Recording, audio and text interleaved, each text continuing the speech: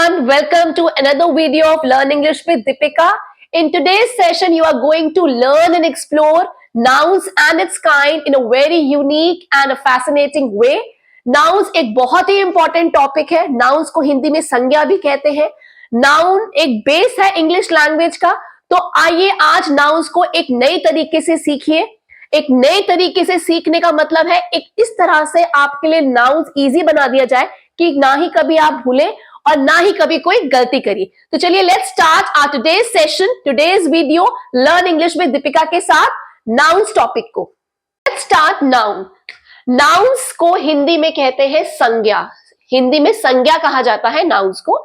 Noun refers to a person, a place, an animal, a bird, a thing or an emotion, a feeling or a state. Noun को हम इन points में define करते हैं. Let's see the examples to understand the definition in a better way. Noun refers to a person. जैसे कि boy एक person है, Rohit is a name of a boy, वो भी एक person है. Place अगर हम बात करें, class एक जगह का नाम है. Delhi is also a place, एक जगह का नाम है. एनिमल, लायन, टाइगर, जो एनिमल्स होते हैं वो भी नाउन्स कहलाते हैं. बर्ड में जैसे कि ईगल, डक, ये भी बर्ड्स जो है नाउन्स की कैटेगरी में आते हैं. थिंग्स जिन्हें बोलते हैं वस्तुएं, चीजें, जितनी भी थिंग्स हैं, जितनी भी वस्तुएं हैं वो भी नाउन्स की कैटेगरी में आते हैं. जैसे कि pen, boat, plastic, all these are the nouns. Emotions, feelings और स्टेट जिनको हम आपको डिटेल में बताएंगे. जैसे कि हैप्पीनेस एक फीलिंग है, एंगर एक इमोशन है, चाइल्डहुड एक स्टेट है. तो जितने भी person, place, animal, bird, thing, feeling, emotion, state, ये सब नाउन कहलाते हैं. सो now let's talk about different types of nouns. So now let's talk about different types of nouns. Will begin with the proper noun. Now जैसे कि मैं हर video में आपसे easy tricks और टिप्स की बात करती हूं, मैं कुछ ऐसे ट्रिक्स बताऊंगी ताकि आपको इजीली आइडेंटिफाई कर पाए डिफरेंट टाइप्स ऑफ नाउन्स और उनके बीच में क्या डिफरेंसेस है वो भी आपको आसानी से आ जाए. So let's talk about the first one, proper noun. Proper noun refers to a particular noun. किसी भी जब हम पर्टिकुलर नाउन की बात करते हैं वो होता है प्रॉपर नाउन. पर्टिकुलर नाउन का मतलब हो गया पर्टिकुलर प्लेस हो या पर्टिकुलर पर्सन हो या पर्टिकुलर थिंग हो. जब भी हम पर्टिकुलर की बात करेंगे वो प्रॉपर नाउन होता है. इसके ट्रिक है याद करने की, P for proper, P for particular. जब भी हम प्रॉपर नाउन की बात करेंगे वो P से स्टार्ट हुआ और ऐसे ही पर्टिकुलर जब हम बात करते हैं पर्टिकुलर नाउन की वो भी P से स्टार्ट हुआ. सो P for proper, P for particular, ये ट्रिक है याद करने की. तो नाउ बात करते हैं सम एग्जांपल्स की ताकि ये कॉन्सेप्ट इजी हो जाए आप लोगों के लिए.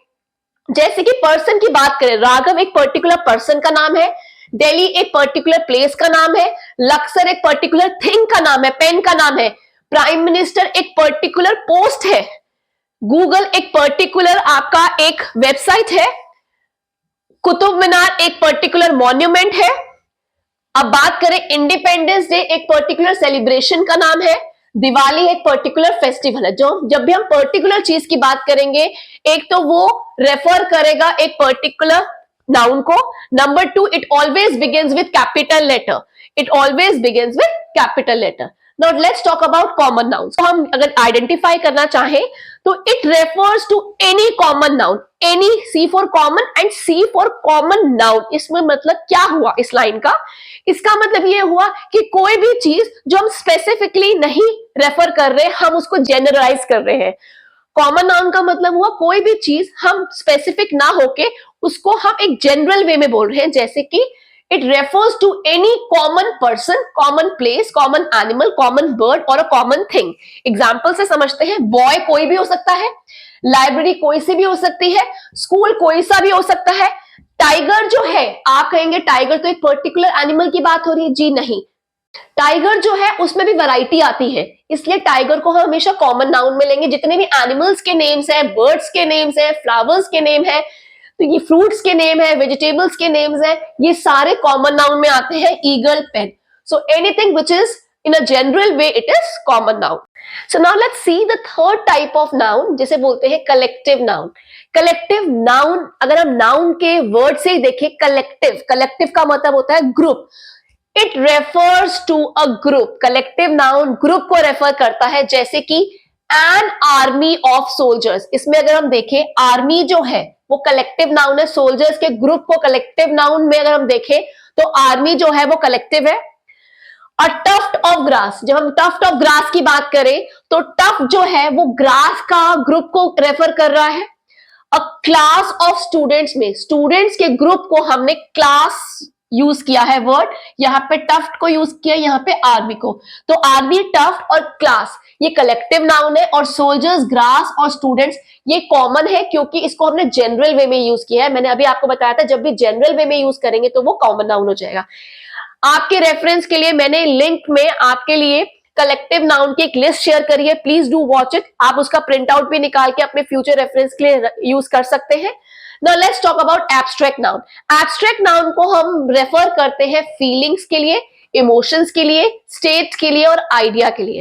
एब्स्ट्रैक्ट नाउन बाकी नाउन से कैसे डिफरेंट है? क्योंकि एब्स्ट्रैक्ट नाउन एक फीलिंग है, एक इमोशन है जो टच नहीं कर सकते, वो टैंजिबल नहीं है, वो सिर्फ महसूस की जा सकती है, फील की जा सकती है, उसको हम टच नहीं कर सकते।